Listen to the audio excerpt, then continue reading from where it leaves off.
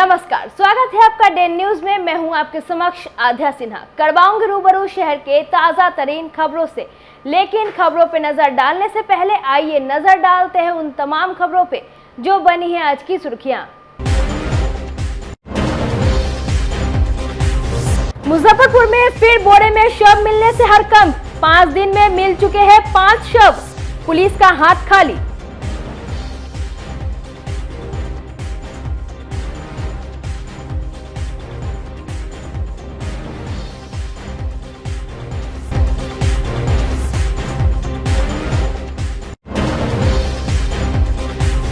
पारू में लड़की का अपहरण के बाद निर्मम हत्या मामले में 5 के खिलाफ एफआईआर दर्ज।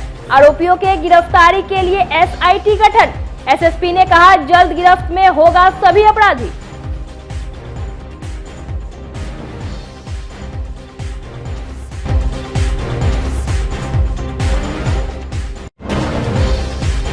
और मुजफ्फरपुर में शराब के खिलाफ छापेमारी करने पहुंची पुलिस टीम पर हमला। शराब कारोबारी को भी छुड़ाया, 20 के खिलाफ मामला दर्ज।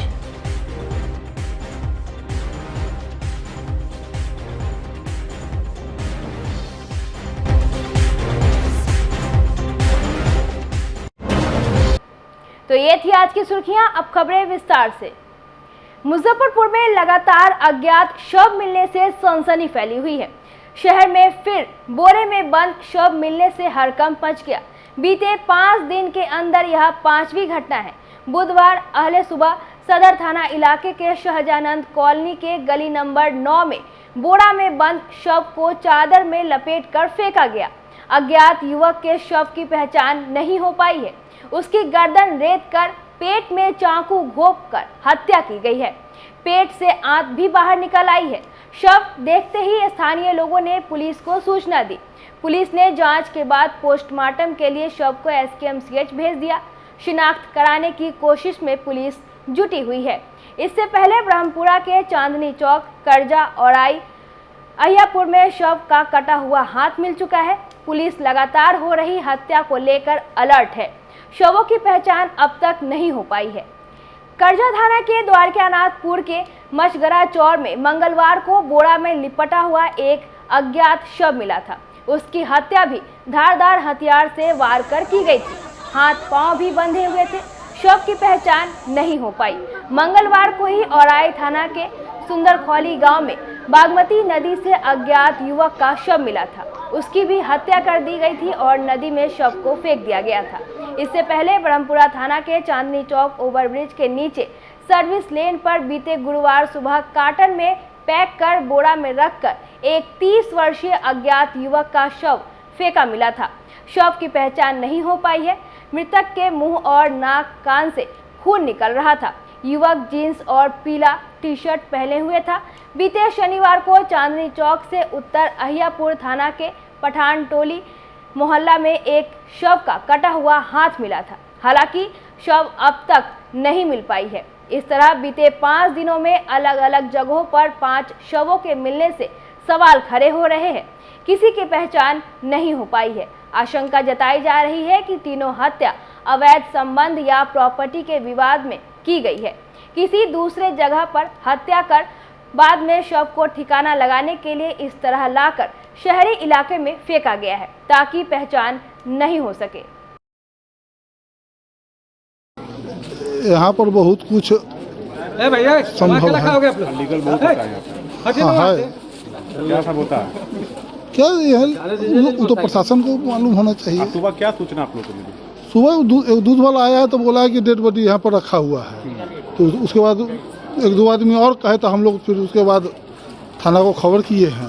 खाना आई उसके बाद आए हैं सर लोग, तो फिर जो है चल रहा है प्रोसेस। पहचान नहीं हुई? नहीं पहचान अभी तो बंद है। तो दूसरे जगह कुछ क्या कहेंगे हम लोग। सुबह सुबह यहीं से लड़का लोग कुछ गया, बोला जो लाश फेंका हुआ है गली नंबर 9 में। आए आने के बाद कोई थाना में अगर कुछ था नहीं तो हम लोग फ़ोन करवाए, फिर आए हैं ये लोग।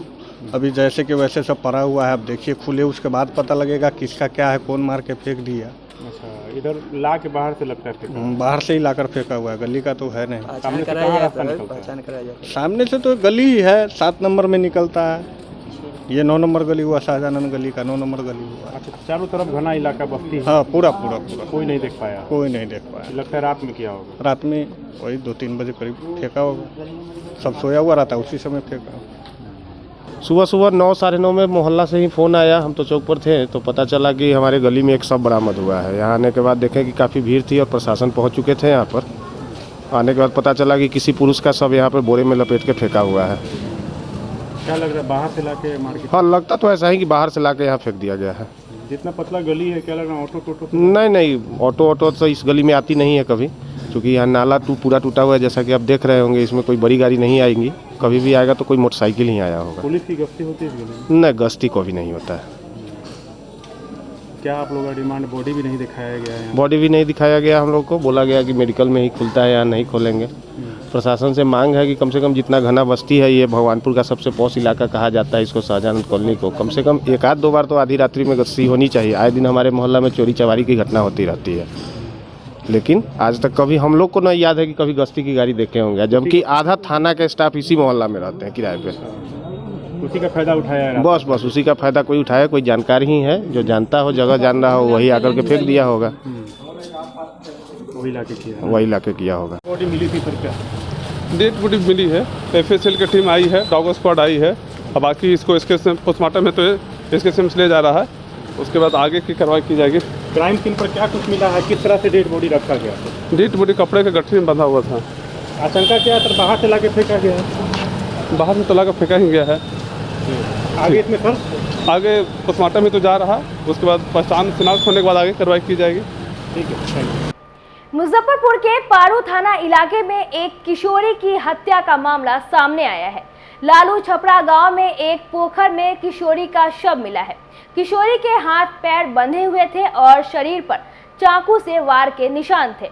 मृतका की बहन ने गांव के ही संजय राय और 5 अज्ञात लोगों के खिलाफ एफआईआर दर्ज कराई है। मृतका की बहन का आरोप है कि संजय राय ने 3 दिन पहले धमकी दी थी कि तुम अपनी छोटी बहन से शादी करवा दो, नहीं तो उसकी हत्या कर देंगे। पीड़िता की बहन ने बताया कि 11 अगस्त की रात संजय राय 5 लोगों के साथ आया था। सभी लोग 3 बाइक पर सवार थे। आरोपियों ने पहले तो पीड़िता के पति और पुत्र के साथ मारपीट की और जाति सूचक शब्दों का इस्तेमाल किया। विरोध करने पर आरोपियों ने घर का फाटक तोड़ दिया और अंदर घुस आए। इसके बाद आरोपियों ने पीड़िता को चाकू और हथियार दिखाकर चुप रहने को कहा और उसकी बेटी को जबरन बाइक पर बिठाकर ले गए। गांव वालों के शोर मचाने पर आरोपी लड़की को छोड़कर भाग गया। लड़की की काफी खोजबीन की गई, लेकिन उसका कुछ भी पता नहीं चल पाया। अगले दिन 12 अगस्त की सुबह लड़की का शव गांव के एक पोखर में मिला। लड़की के हाथ पैर बंधे हुए थे।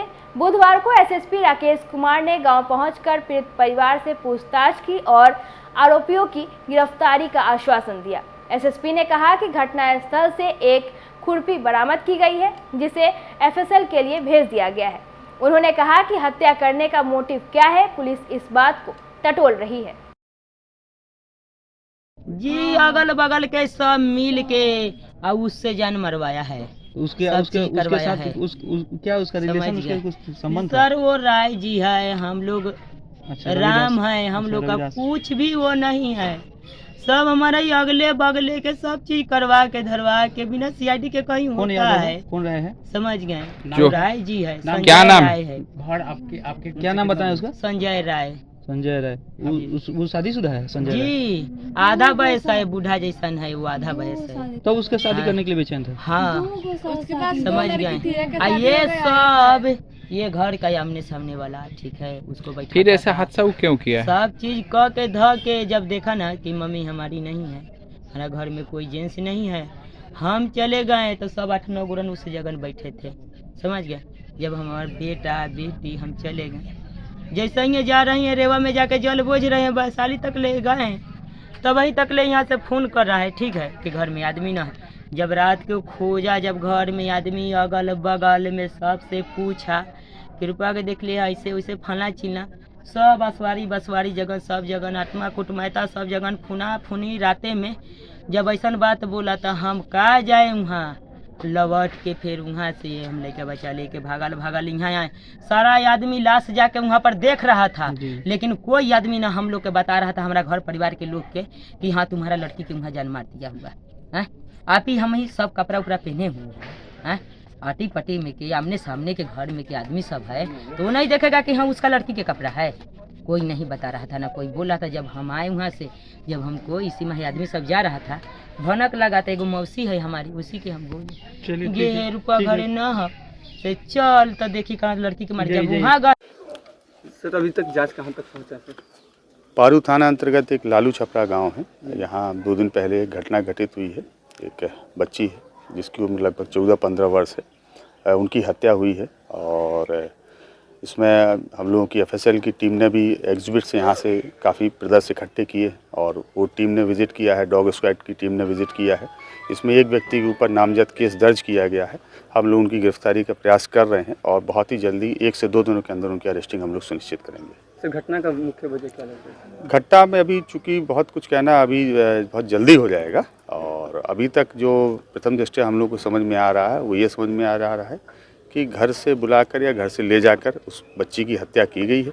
हत्या के पीछे क्या मोटिव रहा है और उसमें कितने लोग थे, ये थोड़ा अनुसंधान में सामने आएगा। इनके द्वारा एक व्यक्ति को नामजद और अन्य व्यक्तियों के विरुद्ध अज्ञात के विरुद्ध प्राथमिकी दर्ज कराएगी। कुल कितने लोगों को अरेस्ट किया? चूँकि नामजद एक ही व्यक्ति है, अन्य अज्ञात है, तो इसलिए उसमें अभी संख्या स्पष्ट नहीं। सर पोस्टमार्टम रिपोर्ट आ गया है?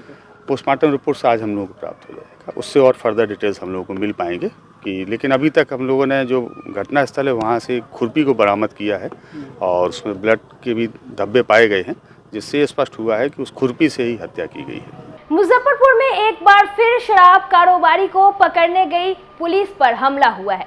घटना पियर थाना क्षेत्र का है, जहां पियर थाने की पुलिस को गुप्त सूचना मिली थी कि नुनफारा मल्लाह टोला निवासी लाल सहनी शराब का कारोबार कर रहा है। वहीं मामले की सूचना प्राप्त होते ही पियर थाना की पुलिस लाल सहनी के घर छापेमारी करने पहुंची, जहां से पुलिस को तकरीबन 20 लीटर देशी शराब बरामद हुआ है। जिसके बाद पियर थाना की पुलिस ने शराब कारोबारी लाल सहनी को अपने हिरासत में ले लिया। जब पुलिस उसे अपने साथ थाना ला रही थी, तभी वहां पर शराब कारोबारी लाल सहनी के सहयोगी और समर्थक पहुंच गए और छापेमारी करने पहुंची पुलिस टीम पर हमला कर दिया। जवानों के साथ धक्का मुक्की भी की गई। पुलिस गाड़ी में भी तोड़फोड़ कर दिया और शराब कारोबारी को छुड़ाकर फरार हो गया। इसी दौरान कई पुलिसकर्मी चोटिल भी हो गए। डीएसपी पूर्वी 2 मनोज कुमार सिंह ने बताया कि पियर थाना की पुलिस लाल सहनी के घर छापेमारी करने पहुंची थी। इसी दौरान उसके समर्थकों ने हमला कर दिया। पुलिस टीम पर हमला कर शराब कारोबारी लाल सहनी को पुलिस हिरासत से भगा दिया गया। मामले को लेकर आधा दर्जन महिला समेत 20 लोगों पर नामजद और दर्जनों अज्ञात लोगों के खिलाफ मामला दर्ज किया गया है।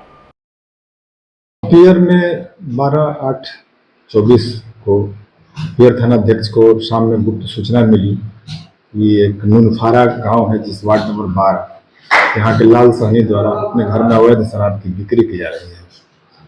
सूचना के सत्यापन हेतु थाना के सशस्त्र बल के साथ जब थाना प्रभारी वहां गए तो लाल सहनी पकड़े गए। उनके घर की तलाशी ली जाने लगी, तो तलाशी लेने क्रम में फोर्स द्वारा वीडियो बनाया जाने लगा।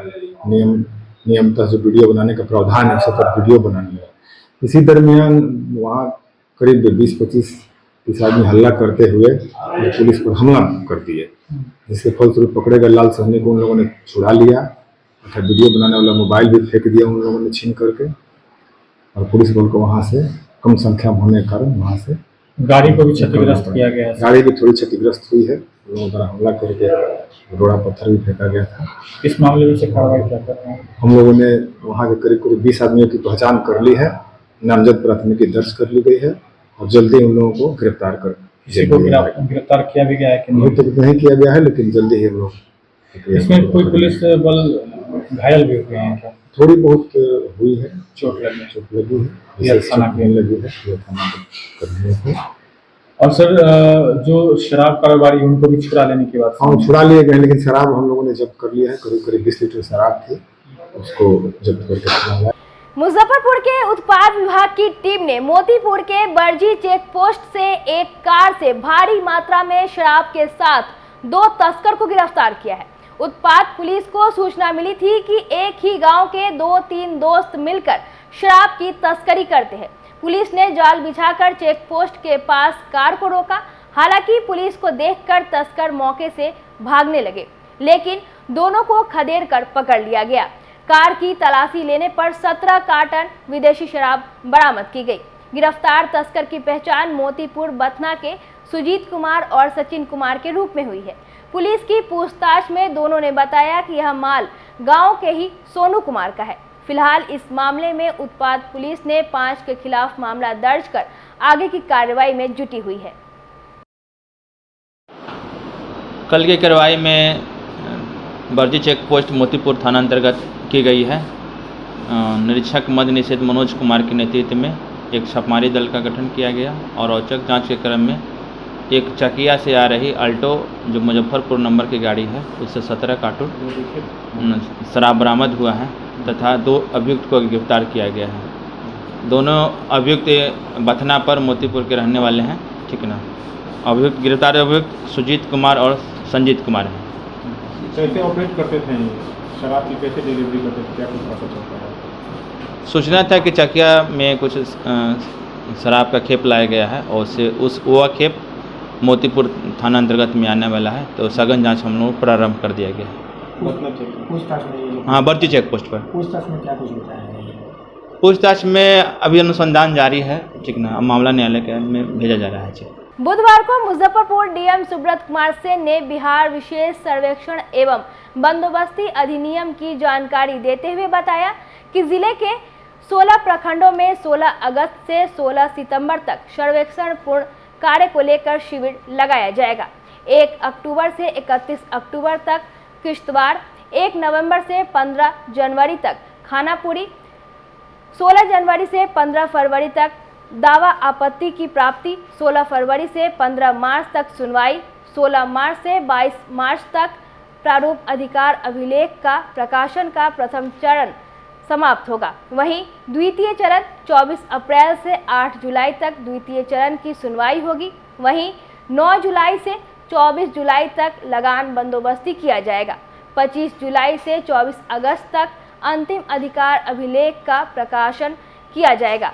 इस दिशा में जिले में कार्य योजना बनाना शुरू कर दिया गया है। इसके लिए गाइडलाइन जारी करते हुए उन्होंने कहा कि इस कार्य के लिए प्रत्येक अंचलों में एक विशेष सर्वेक्षण और बंदोबस्त शिविर लगाया जाएगा। सभी शिविरों में एक प्रभारी, 2 सर्वेक्षण कानून, 2 लिपिक और अंचलों में प्रत्येक 4 राजस्व ग्राम के लिए एक विशेष सर्वेक्षण अमीन को पदस्थापित किया जाएगा। विशेष सर्वेक्षण एवं बंदोबस्त का मुख्य उद्देश्य आधुनिक प्रौद्योगिकी की सहायता में डिजिटाइज ऑनलाइन अधिकार अभिलेखों एवं मानचित्रों का संधारण, संरक्षण एवं अपग्रेडेशन की प्रक्रिया की निरंतरता को बनाए रखना है। इसको लेकर के अभी हम लोगों की ट्रेनिंग अंतिम चरण पे है। अमीनों का या जो कानूनगो या सहायक बंदोबस्त पदाधिकारी हैं, हर एक लेवल पे हम लोगों की ट्रेनिंग चल रही है और 30 अगस्त तक ट्रेनिंग समाप्त हो जाएगा। राज्य सरकार ने एक वरीय बिहार प्रशासनिक सेवा के पदाधिकारी को यहाँ बंदोबस्त पदाधिकारी के रूप में पदस्थापित किया है। तो फिरोज अख्तर जी जो बंदोबस्त पदाधिकारी हैं मुजफ्फरपुर जिला के, वो भी यहाँ उपस्थित हैं। अब पूरा शेड्यूल हम लोगों ने जारी किया है, कब खानापूर्ति होगी, कब खिसराबाद पंजी तैयार की जाएगी, कब दावा आपत्ति लिया जाएगा, जो विस्तृत अभी हमने आपको डिटेल टाइमलाइन के साथ बताया। हम लोग गांव के साथ अमीनों की टैगिंग कर रहे हैं। ईटीएस मशीन के हिसाब से जो है उसके उपयोग करके मशीनों का हम लोग ज़मीन की नापी करेंगे। जो पंजी तैयार की जाती है प्लॉट वाइज खेसरा पंजी, वो हम लोग बहुत बढ़िया से तैयार करेंगे। दावा आपत्ति कई चरणों पे लिया जाएगा, कुल 3 बार जो है दावा आपत्ति ली जाएगी। उसमें किसी रैयत को अगर लगता है कि उनके ज़मीन का सही विवरण दर्ज नहीं किया है, जो स्थानीय अमीन है, कानूनगो हैं या सहायक बंदोबस्त पदाधिकारी हैं, तो वो अपनी दावा आपत्ति जो है वो कार्यालय में उपस्थित होकर के दे सकते हैं। हर एक अंचल में एक कार्यालय खोला गया है, वो भी स्थान हम लोगों ने आपके साथ शेयर कर दिया है कि कहाँ जो है वो ऑफिस खोला गया है। इसके अलावा अभी रहने दीजिए इसको। इसके अलावा जो है एक नंबर अभी हम लोग जारी करने जा रहे हैं, जिसमें कोई भी व्यक्ति जो है अपनी शिकायत उस नंबर के माध्यम से दर्ज करा सकते हैं, जिसका रजिस्टर मेंटेन किया जाएगा और बंदोबस्त पदाधिकारी जो है साप्ताहिक रूप से उन जो आवेदन आएंगे या जो शिकायतें आएंगी मोबाइल के माध्यम से, उस पर क्या कार्रवाई हुई है उसकी समीक्षा करेंगे और मासिक जो मेरे स्तर पर बैठक होगी उसमें कितनी शिकायतें आई हैं, क्या निराकरण आया। ये सिर्फ सर्वेक्षण बंदोबस्त, आम भूमि विवाद की मैं यहाँ बात नहीं कर रहा हूँ। भूमि विवाद के लिए तो अलग फोरम है, शनिवार को थाना पे सीओ एसएचओ बैठते हैं, फ्राइडे को हमारे यहाँ लोग मिलने आते हैं, एडीएम साहब और डीसीएलआर के कोर्ट में मामले चलते हैं। ये जो सर्वे सेटलमेंट का काम होगा उसको लेकर के बंदोबस्त पदाधिकारी एक नंबर जारी करेंगे और जब सर्वे सेटलमेंट के दौरान कोई शिकायत होगी तो वो लिखित रूप से या टेलीफोनिक माध्यम से भी वो शिकायतें दर्ज करा सकते हैं। वो नंबर एक सप्ताह में हम लोग जारी कर देंगे और जो डिटेल शेड्यूल जारी हुआ है उसके हिसाब से जो है हम लोग सारा काम सर्वे सेटलमेंट का कंप्लीट कराएंगे। तिरहुत स्नातक चुनाव को लेकर जेडीयू, एनडीए और राजद महागठबंधन ने अपने अपने उम्मीदवारों के नामों की घोषणा कर दी है, जिसके बाद अब सभी पार्टियां ज्यादा से ज्यादा मतदाता जोड़ने में लगी है। हालांकि तिरहुत स्नातक पद पर अन्य भी कई उम्मीदवार मैदान में हैं। राजद ने तिरहुत स्नातक पद पर गोपी किशन को उम्मीदवार बनाया है, जिसके बाद पार्टी अपने उम्मीदवार को जीत दिलाने को लेकर लगातार बैठक कर रणनीति तैयार कर रही है। इसी कड़ी में मुजफ्फरपुर के भगवानपुर स्थित निजी होटल के सभागार में राजद प्रदेश मुख्यालय प्रभारी मुकुंद सिंह पहुंची, जहां उम्मीदवार सहित पार्टी के जिला स्तर से लेकर प्रखंड स्तर के कार्यकर्ता और नेता मौजूद रहे। तिरहुत स्नातक सीट पर महागठबंधन के उम्मीदवार को जीत दिलाने को लेकर ज्यादा से ज्यादा मतदाताओं को जोड़ने सहित अन्य कई मुद्दों पर चर्चा की गई।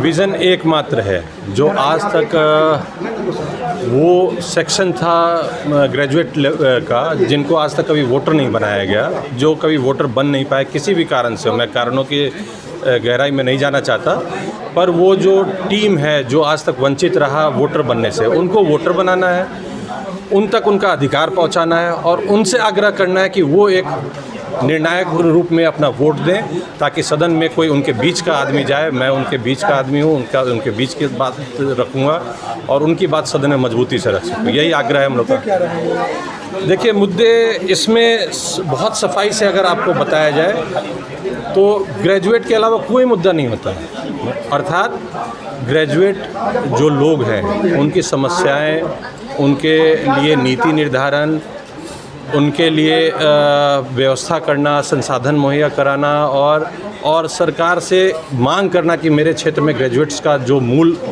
बीमारी है, मूल कारण है उनके इस तरह से अभी भी संसाधनों से वंचित रहने का, उसके लिए नीति निर्धारण करवाना एक एमएलसी का मुख्य दायित्व होता है। उसका दायित्व तो नाला और रोड बनवाना तो कतई मुझे नहीं लगता कि होना चाहिए। खैर, मुद्दे बहुत सारे हैं जिसको कि हम लोग को ज़मीन पे उतर के करना है और वो चरणबद्ध तरीके से करना है। प्राथमिकता हमारी ये है कि सबसे बड़ा मुद्दा तो यही है कि वो वोटर जो नहीं बने उनको वोटर बनाएं। बेरोजगारी भी देखी जाती है बहुत ज़्यादा है। जी, बेरोजगारी तो बहुत ही ज़्यादा है और ये राष्ट्रव्यापी मुद्दा है और इस पे हमारे नेता द्वारा, हमारी पार्टी द्वारा समय समय पे आंदोलन और मुहिम चलाया जाता है, सड़क पे भी और सदन में भी। तो सभी अपने सिपाहियों को अपने स्तर की लड़ाई लड़नी चाहिए। मैं तिरहुत स्नातक क्षेत्र के हम लोग के पार्टी के उम्मीदवार बने हैं गोपी किशन जी, जो लोकप्रिय उम्मीदवार हैं और राजद के कर्मठ और राजद के ही हैं, शुरू से इनके पिताजी राजद में रहे हैं और उनको उम्मीदवार बनाया गया है। तो जीत सुनिश्चित करने के लिए जिला पार्टी ने आज हम लोगों ने प्रखंड अध्यक्ष और प्रदेश के महामंत्री लोग, चाहे प्रदेश के पदाधिकारी, राष्ट्रीय पदाधिकारी और जिला के प्रकोष्ठों के अध्यक्षगण को यहाँ बैठाया गया है और पंचायत स्तर तक जो हमारे जो लोग हैं जो पहले वोटर नहीं बन पाते थे उन लोगों को वोटर बनाकर और जीत सुनिश्चित कराने के लिए आज की बैठक रखी गई है। और काफ़ी उत्साहपूर्वक हमारे प्रखंड के जो भी अध्यक्ष हैं, जिन लोगों ने कोई हमको बताया 500-700 हमने बना लिया है अभी तक, और किसी ने 200 बनाने का काम किया, किसी ने 50 बनाने का काम किया। लोगों ने स्वयं अपने आप को ये कह दिया कि नहीं, हमारे लोग ज़्यादा ग्रेजुएट हैं, सब लोगों को वोटर बनाकर और ज़्यादा से ज़्यादा वोट से जीता जाए। और ये ग्रेजुएट कंस्टिट्यूंसी का जो वोटर होता है, पढ़ा लिखा ग्रेजुएट वोटर होता है। और हमारे जो पार्टी के जो ग्रेजुएट हैं, बहुत सारे ग्रेजुएट हैं जो पहले वोटर नहीं बन पाते थे, लेकिन हम पार्टी शीर्ष नेतृत्व को हम धन्यवाद देना चाहते हैं जिला पार्टी की ओर से कि पहली बार जो मतदाता बनना है उसी पीरियड में हमारा उम्मीदवार घोषित हुआ है। तो जीत इस बार हम लोग को सुनिश्चित हो जाएगी, क्योंकि पहले वाली बात नहीं है। जो लोग पहले चुनाव जीतते थे उनको भी कहीं ना कहीं शुरू के दिनों में, जब शुरू में वो चुनाव जीते थे, कहीं ना कहीं हम ही लोग उनको मदद किए थे तो वो चुनाव जीते थे। लेकिन इस बार उनका कैंडिडेट जीतने वाला नहीं है, ये तय हो गया आज की बैठक से, हमारा उम्मीदवार निश्चित तौर से जीतेगा। तिरहुत स्नातक क्षेत्र से हमारे प्रिय भाई, कर्मठ, जुझारू, विद्वान हमारे गोपी किशन भाई को पार्टी ने, इंडिया गठबंधन ने उम्मीदवार बनाया है।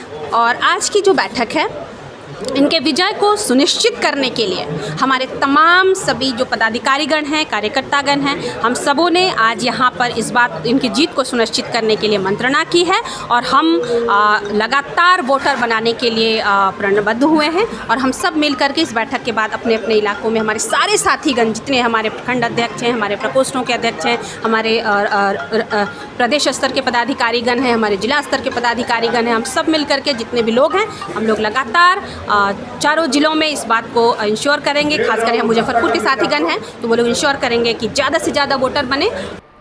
देवेश चंद्र ठाकुर के सीतामढ़ी लोकसभा सीट पर जीत जाने के बाद तिरहुत स्नातक पद खाली था, जिसके बाद अब चुनाव होना है।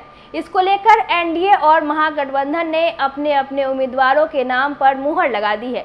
वहीं कई अन्य उम्मीदवार भी मैदान में हैं। अगर बात करें जेडीयू की, तो जेडीयू कोटे के उम्मीदवार अभिषेक झा मुजफ्फरपुर के बाबा गरीबनाथ मंदिर पहुंचकर पूजा अर्चना किए। वहीं दाता कमल शाह के मजार पर चादर पोसी कर जीत की दुआ मांगी। बता दें कि अब पार्टियां लोगों को एकजुट करने में लग गई है, जहां राजद उम्मीदवार के समर्थन में बैठकर वोटरों को जोड़ने की अपील की। वहीं जेडीयू उम्मीदवार के समर्थन में भी पार्टी वोटरों को अपनी तरफ लुभाने में लगी है। इसी कड़ी में तिरहुत स्नातक उम्मीदवार अभिषेक झा ने अलग अलग धार्मिक स्थलों पर जाकर जीत की दुआ मांगी है। जेडीयू महानगर अध्यक्ष अनुपम सिंह ने कहा कि हम सब वोटरों को जोड़ने का काम कर रहे हैं। नेतृत्वकर्ता के आधार पर जनता हमें चुनेगी और जीत दिलाएगी। पार्टी के शीर्ष नेतृत्व को, आदरणीय मुख्यमंत्री नीतीश कुमार जी को, पार्टी और गठबंधन के सभी वरिष्ठ नेताओं को, आदरणीय सीतामढ़ी के सांसद और इस क्षेत्र का लंबे समय तक जिन्होंने नेतृत्व किया है, आदरणीय देवेश चंद्र ठाकुर जी को, जिन्होंने मुझ जैसे साधारण कार्यकर्ता को यह मौका दिया इस उपचुनाव को लड़ने का। और मजबूती के साथ सघन जनसंपर्क अभियान चल रहा है। हम लोग लोगों को प्रेरित कर रहे हैं कि अपना नाम वो लोग वोटर लिस्ट में जुड़वाएं। इसी क्रम में आज बाबा गरीबनाथ की पूजा अर्चना सावन के पावन महीने करने का अवसर मिला। उसके बाद दाता कमल शाह की मज़ार में हम लोगों ने चादर चढ़ाई है। वहाँ भी सबके उन्नति के लिए, सबके विकास के लिए दुआ मांगी है। और अब खुदीराम बोस जी की प्रतिमा पर माल्यार्पण करने पहुँचे हैं। आज़ादी हमें 15 अगस्त को मिली और स्वतंत्रता दिवस की पूर्व संध्या पर बेहद ज़रूरी है कि हम देश के उन वीर सपूतों को याद करें जिन्होंने अपने प्राणों की आहुति देकर हमारे इस देश को आज़ाद कराया है। और हम नम आँखों से हमेशा उनको श्रद्धांजलि अर्पित करते हैं और देश के अपने गौरवशाली इतिहास को याद करते हैं। लगातार जनसंपर्क हो रहा है, हम लोगों को प्रेरित कर रहे हैं कि वोटर लिस्ट में अपना नाम जुड़वाएं, क्योंकि एक स्वस्थ और मजबूत लोकतंत्र के लिए बेहद आवश्यक है कि अधिक से अधिक संख्या में लोग अपने मताधिकार का प्रयोग करें, एक अच्छा उम्मीदवार चुनें। और जिस तरह का रुझान इस पूरे तिरहुत में आपने देखा है कि सभी सांसद हमारे ही गठबंधन के जीत करके आए हैं। अधिकांश विधानसभा सीटों पर भी लोगों ने हमारे प्रत्याशियों को अपना आशीर्वाद दिया है। तो हमें पूरा भरोसा है कि निश्चित रूप से आने वाले इस उपचुनाव में भी यहाँ के आम जनमानस का समर्थन हमें ही मिलेगा, हमारे गठबंधन की जीत होगी। सामने से भी युवा है, आप भी युवा है, राजद ने प्रत्याशी उतार दिया है, गोपी किशन भी है, तो उसको किस प्रकार देख रहे हो? शिक्षा क्षेत्र देखने की अगर आपने शिक्षा क्षेत्र की बात कर दी है तो मैं आपको अपने परिचय के रूप में बता दूं कि मैंने अपनी स्नातक की पढ़ाई NIT पटना राष्ट्रीय प्रौद्योगिकी संस्थान, जहाँ से मुख्यमंत्री जी ने भी पढ़ाई की। वहाँ से मैं 12 से 16 बैच सिविल का टॉपर रहा हूँ। मेरा शिक्षण संस्थान रहा है और लंबे समय तक मैंने फिजिक्स पढ़ाया है। राजनीतिक व्यस्तताओं के चलते कम क्लासेस ले पाता हूँ, लेकिन शिक्षा पर जो अधिकार अगर चरवाहा विद्यालय वाले लोग जिन्होंने इस तरह की पद्धति की स्थापना की थी वह भी जमाने लगे, तब तो आश्चर्य हो गया। और मुझे लगता है कि प्रत्याशियों की आपको तफ्तीश करनी चाहिए, क्योंकि जिस पार्टी, जिस गठबंधन का आप नाम ले रहे हैं, वहाँ झोला और बोरा संस्कृति चलती है कि जिसका झोला और बोरा बड़ा होगा, समझ चुके होंगे आप, जहाँ धनबल भारी होगा उन्हीं को उम्मीदवार बनाया जाता है। घूम नहीं रहे हैं, हम मुजफ्फरपुर महानगर के हम अध्यक्ष हैं, पार्टी के हम एक सिपाही हैं, वर्कर हैं। हमारी जो जिम्मेवारी है, और यहाँ तमाम वरिष्ठ लोग पार्टी के हैं, प्रोफेसर सबीर अहमद साहब हैं, इरफान दिलकश साहब हैं, हमारे प्रदेश महासचिव अशरफ अंसारी साहब हैं, बहुत लोग हैं यहाँ, ठाकुर हरिकिशोर भैया हैं, कई ठाकुर धर्मेंद्र भैया हैं, कुंदन सांडिल्य जी हैं, कई एक लोग हैं। तो जो पार्टी के क्या बोले, अभी अभिषेक जी ने साफ तौर पर बोला ना कि हम लोग तैयारी नहीं करते हैं, हम लोग तो 365 दिन लोगों के बीच में रहते हैं, तो हमारी तो तैयारी पूर्ण है। अब सिर्फ लोगों का आशीर्वाद लेना है। इसलिए जो हमारे प्रत्याशी हैं, एनडीए के जो प्रत्याशी हैं अभिषेक झा जी, वो लोगों के बीच अपना जनसंपर्क कर रहे हैं कि उनको भरपूर आशीर्वाद मिले। और हम लोग हजारों हजार मत से, चूँकि इसमें वोटरों की संख्या बहुत ज़्यादा नहीं होती है स्नातक में, तो हम लोग कई 1000 मतों से तिरहुत से हम लोग जीत करके पटना भेजने का काम करें। है एकदम आपको कहीं इसमें कोई शक दिख रहा है क्या? अरे सुनिए, किसी की निजी बात को नहीं किसी के पार्टी के पटल पे रखा जा सकता है। बिहार के सर्वमान्य नेता श्री नीतीश कुमार जी जो हमारे मुख्यमंत्री हैं, यशस्वी मुख्यमंत्री हैं, मैं तो आधुनिक बिहार का निर्माता हैं, जब उन्होंने प्रत्याशी के रूप में हमारे पार्टी के राष्ट्रीय अध्यक्ष हैं, हमारे कार्यकारी राष्ट्रीय अध्यक्ष संजय झा साहब जो कि सांसद हैं, राज्यसभा में नेता हैं, वो सारे लोग, हमारे प्रदेश अध्यक्ष श्री उमेश सिंह कुशवाहा जी, सब लोगों ने मिल करके विचार करके अभिषेक झा जी को प्रत्याशी के रूप में भेज दिया। और हम लोग पूर्ण रूप से अब तैयार हैं। अब तो चुनाव आयोग की हम लोग अब प्रतीक्षा कर रहे हैं, क्योंकि वो पॉलिटिकल पार्टी के हाथों में तो होता नहीं है। अब चुनाव आयोग जिस दिन घोषणा करेगी कि भाई अब इस दिन मतदान होगा, इस दिन नामांकन होगा, तो हम लोग उस तैयारी में लगेंगे। अभी बस आप लोग के माध्यम से लोगों के बीच जनसंपर्क कर रहे हैं। बांग्लादेश में हिंदुओं पर हो रहे अत्याचार और हिंदू मठ मंदिरों को निशाना बनाकर ध्वस्त करने के विरुद्ध बुधवार को सनातन सेवा दल के द्वारा मुजफ्फरपुर के डीएम के माध्यम से राष्ट्रपति को ज्ञापन सौंपा गया। ज्ञापन के माध्यम से राष्ट्रपति से मांग किया गया कि इस मुद्दे को संयुक्त राष्ट्र में उठाए। भारत सरकार बांग्लादेशी हिंदुओं को शरण दे, भारत में बांग्लादेशी रोहिंग्या घुसपैठियों को जल्द से जल्द बाहर निकाले और भारत सरकार अपनी सेना भेजकर हिंदू जनमानस को सुरक्षा प्रदान करे। मौके पर कार्यकारी जिला अध्यक्ष राणा श्रेयांश, कुणाल श्रीवास्तव, संस्थापक प्रियांशु श्रीवास्तव, आयुष कुमार, आशीष कश्यप, छोटू झा, विक्की ओझा सहित दल से जुड़े दर्जनों सदस्य मौजूद रहे। किया जा रहा है, हिंदू मठ मंदिरों को जो है तोड़ा जा रहा है सिर्फ आरक्षण के नाम पे, और जो कि एक तरह से फरेब है। ऐसा कुछ नहीं है, सिर्फ टारगेट है हिंदू समाज को टारगेट करके कैसे भी वहाँ से खदेड़ भगाने के लिए, जैसा कि पहले भी पाकिस्तान में जो है किया जा चुका है। और ये हम सभी जानते हैं कि शांति दूतों के द्वारा, बस तथाकथित शांति दूतों के द्वारा ये सारा चीज़ किया जा रहा है, जिसका हम लोग मांग करते हैं। हम लोगों ने राष्ट्रपति जी के नाम जो है हम लोगों ने आज ज्ञापन दिया है डीएम साहब को। और हमारा सनातन सेवा दल का एक ही मांग है कि कैसे भी बांग्लादेशी जो हिंदू हैं उन्हें अगर प्रताड़ित अगर बांग्लादेश में हो रहे हैं, अगर किया जा रहा है, तो उन्हें भारत में शरण दिया जाए।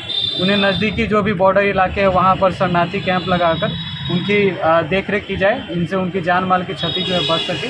और इसके विरुद्ध जो है संयुक्त राष्ट्र में जो है एक आवाज़ जो है बुलंद करके और हिंदू समाज के बारे में भारत सरकार जो है अच्छे से व्यक्त करे। और जो भी हिंदू समाज पर जहाँ भी निरंतर अत्याचार हो रहा है उसके विरुद्ध भारत सरकार अच्छे से स्टैंड ले।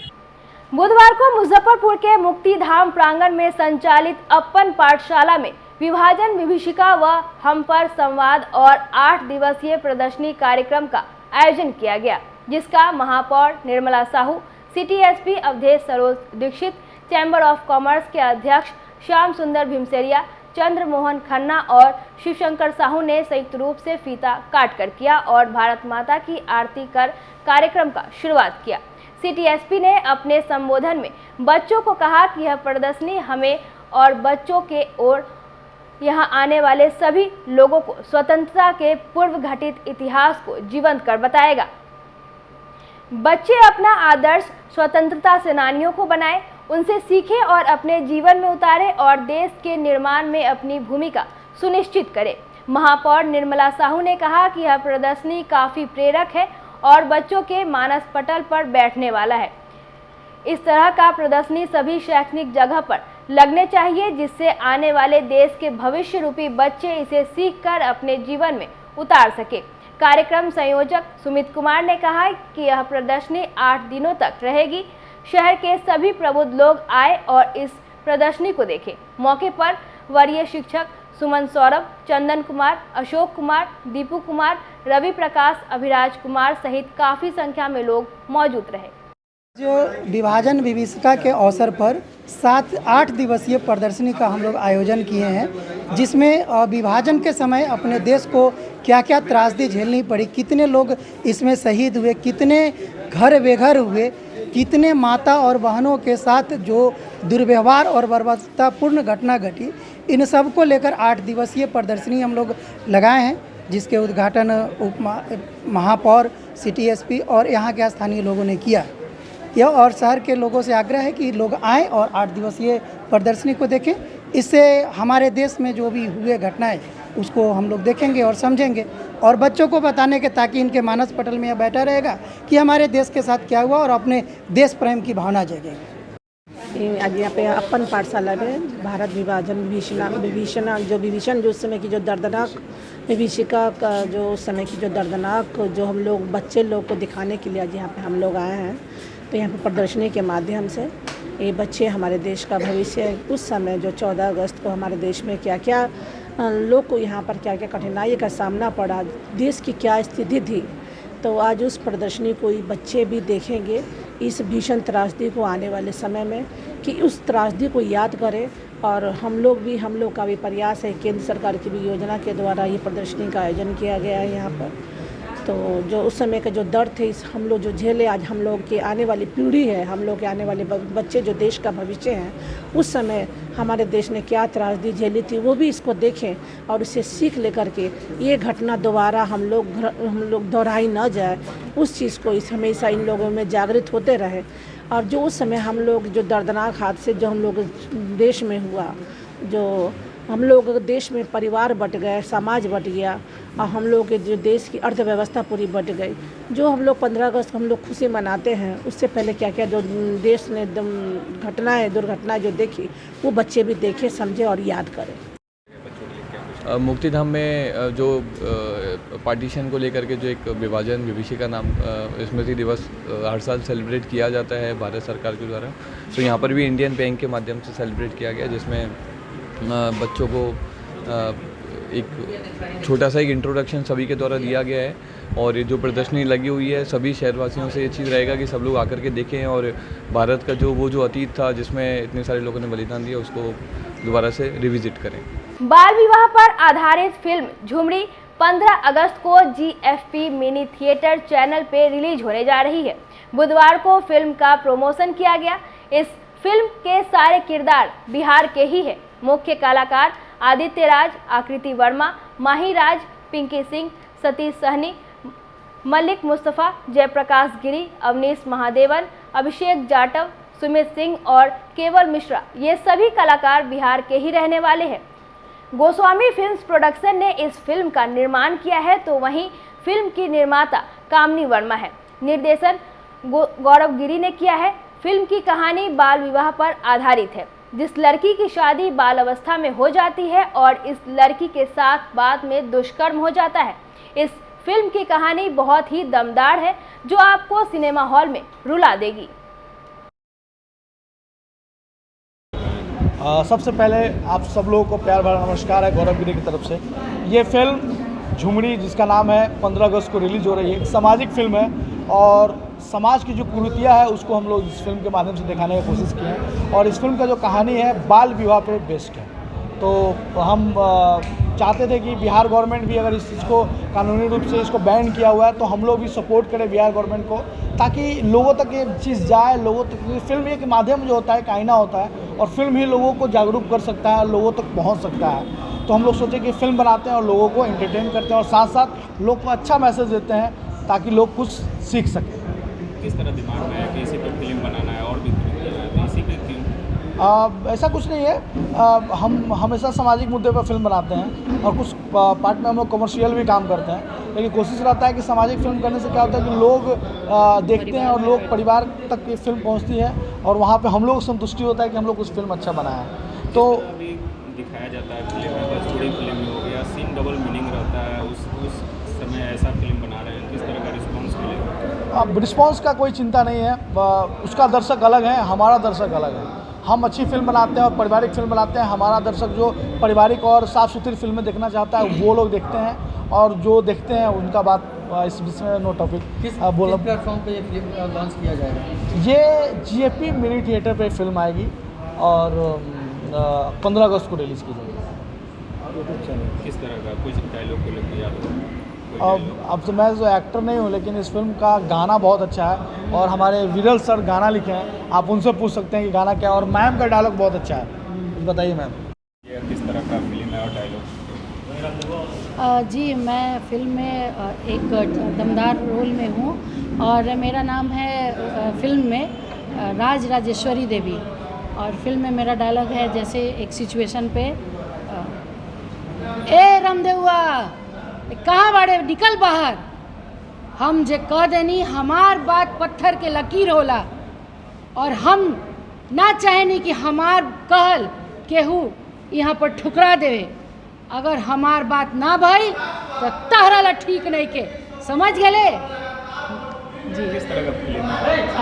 फिल्म बहुत अच्छी है और ये एक पारिवारिक फिल्म है और मुझे बहुत बेहद खुशी है इस फिल्म में काम करके, क्योंकि आजकल जिस तरह की भोजपुरी फिल्में बन रही हैं तो हम परिवार के साथ बैठ के उस फिल्म को नहीं देखते हैं, नहीं देख पाते हैं। और उसके बाद जो गाने होते हैं वो बहुत ही डबल मीनिंग गाने होते हैं, वो हमारे बच्चों को हम लोग बिल्कुल सुनना पसंद नहीं करते। इस फिल्म के गाने भी बहुत कर्णप्रिय हैं और इसकी पटकथा बहुत अच्छी है, बहुत अच्छा चित्रांकन है और एक अच्छा मैसेज है समाज को। और मैं चाहूँगी कि सभी माताएं और बहनें खुलकर अपना प्यार दें और मुझे उम्मीद ही नहीं पूरा विश्वास है कि इस फिल्म को आगे ले जाने में माताओं और बहनों का भरपूर सहयोग। इहेनु हमार तोहर प्यार बा, इहेनु हमार तोहर प्यार बा, बहुत अच्छा गीत बा। और इसमें मैंने प्रयास किया है कि जो हमारी गीतों की जो परंपरा रही है और जो हमारी सामाजिक संस्कृति है, परिवार के लोग गरीबों का जो प्यार है वो भी प्यार होता है। और एक गांव की कहानी है, एक छोटी बच्ची की कहानी है और उस बच्ची का मैंने लोरी का प्रयोग किया है जो बहुत पसंद आ रहा है लोगों को। और लोरी है जिसमें उस बच्ची की रेप करके हत्या कर दी जाती है, छोटी बच्ची की। तो आए दिन बिहार में जो घटनाएं घट रही हैं उस पर आधारित ये फिल्म है झुमरी, और इसमें सबसे श्रेय इस झुमरी को दिया जाएगा जो लड़की माही नाम की जो लड़की जिसमें अभिनय जिसने किया है। बहुत खूबसूरत आर्ट फिल्म की तरह है और आप देखेंगे तो महसूस होगा कि आपकी कहानी है, आपके गांव की कहानी है, जो घटनाएं घट रही हैं। आप लोग जो पत्रकार हैं, जो काम कर रहे हैं, वो हम लोग गीत के माध्यम से, कहानी के माध्यम से, अपने कैमरे के माध्यम से उसे समाज के सामने लाना चाहते हैं। तो इस तरह से झुमरी का जो गीत है वो कर्णप्रिय लगा है लोगों को और बहुत अच्छा लगा है। और अंधकार के खिलाफ एक मसाल का काम यह फिल्म करेगी, क्योंकि जहां अश्लीलता चारों तरफ से घटाटोप बादल की तरह छाई हुई है, वहां एक बिजली की कौंध की तरह यह फिल्म आएगी झुमरी, जो जिस तरह से आज होना चाहिए। और एक परंपरा मैं चाहता हूं कि अपने मुजफ्फरपुर से परंपरा की शुरुआत हो कि हम अच्छे काम करें, अच्छा फिल्म बनाएं, अच्छे गीत लिखें, ताकि लोगों को यह जो धारणा बनी हुई है कि हम भोजपुरी में अश्लीलता केवल है, भोजपुरी का नाम लीजिए, लोग सोचते हैं अश्लीलता है, मगर आप भोजपुरी की परंपरा को भी जब आप देखेंगे वो भिखारी ठाकुर की परंपरा है और हमारे यहाँ विदेशिया जैसी शैली थी, तो हम उस शैली को याद करें। और आज झुमरी एक ऐसी कहानी पर आधारित है जो पूरे देश के स्तर पर यह अपनी एक बहुत बड़ा सवाल खड़ा करती है, जिसका जवाब देश को देना होगा। ये झुमरी की कथानक है। मैं इस पूरे टीम को बधाई देता हूँ, जिन लोगों ने ये मेहनत किया है, धूप में, वर्षा में, पानी में, बहुत कष्ट से और बहुत कम बजट में, बहुत कष्ट से इन लोगों ने जो काम किया है। मैं सेट पर जाता रहा हूँ और वहाँ पर ठाकुराइन की रोल इन्होंने किया है। बड़ी दबंग ठाकुराइन हैं, जो अपराध जो होता है उसके संरक्षिका हैं, और वह बेचारा गरीब जिसकी बेटी के साथ बलात्कार होता है, लथपथ खून से वह अपने हाथ में लिए हुए झुमरी को पूरे इंसाफ चाहता है। ये फिल्म झुमरी फिल्म मतलब मेरे दिल के पहले तो बहुत करीब है। ये मेरी डेब्यू फिल्म है, तो मुझे सबसे पहले इस बात की खुशी है कि एक ऐसी फिल्म से मैं इंडस्ट्री में आ रही हूँ जो मतलब कि सामाजिक है, जिसमें मैं माँ का किरदार करती हूँ। एक माँ कैसे 9 मंथ की वो प्रेग्नेंट होती है, मतलब वो सब फील करना या फिर लोगों को देखना, मतलब वो मतलब मैंने जब ये कैरेक्टर किया ना, मतलब मेरी ज़िंदगी का सबसे बेस्ट डेब्यू फिल्म ये है। और बात मैं कैरेक्टर की करूँ तो झुमरी एक नाबालिग है जो प्रेग्नेंट होती है, देन फिर जब वो डिलीवरी कर रही होती है तो उसके साथ ऐसा इंसिडेंस होता है, और जो उसके हस्बैंड होते हैं वो नहीं चाहते कि बाद में उनकी बेटी के साथ भी चीज़ें वैसी हो जो उनकी वाइफ के साथ हो चुकी है। तो ये फिल्म यही बताता है कि आप बाल विवाह मत करवाओ, इससे एक लड़की की ज़िंदगी बर्बाद होती है, उसके माँ बाप की ज़िंदगी बर्बाद होती है, और आने वाला जो बच्चा होता है उसकी भी ज़िंदगी बर्बाद होती है, क्योंकि इस फिल्म में जो झुमरी है उसकी माँ नहीं होती। जिस तरह अभी का समय है उस तरह इस तरह का फिल्म बनता नहीं है, बहुत कम देखने को मिलता है, तो लोग किस तरह इसको पसंद करेंगे नहीं करेंगे, ये एक डर होगा। जी ये देखिए, इसको मैं ऐसे लेती हूँ कि लोग बहुत ज़्यादा रोमांटिक फिल्म देखना पसंद करते हैं आज के युवा, लेकिन मेरे को अगर ऐसा लगता है कि लोग अपनी तरह की फिल्में, जैसे कि वो चीज़ जो ये फिल्म है लोग उसको फील कर सकते हैं। तो मेरे को ये लगता है कि जो चीज़ आप अगर फील कर सकते हो ना, तो वो आप पर्सनली उससे कनेक्ट हो जाते हो। तो आज के लिए बस इतना ही। कल फिर मिलेंगे कुछ नई खबरों के साथ। तब तक मुझे और मेरे पूरे न्यूज़ टीम को दीजिए इजाज़त। नमस्कार।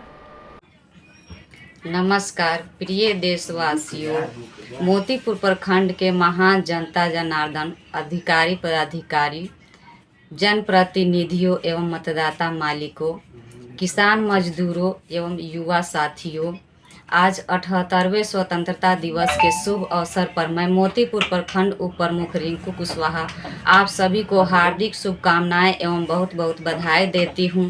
जय हिंद, जय भारत, धन्यवाद।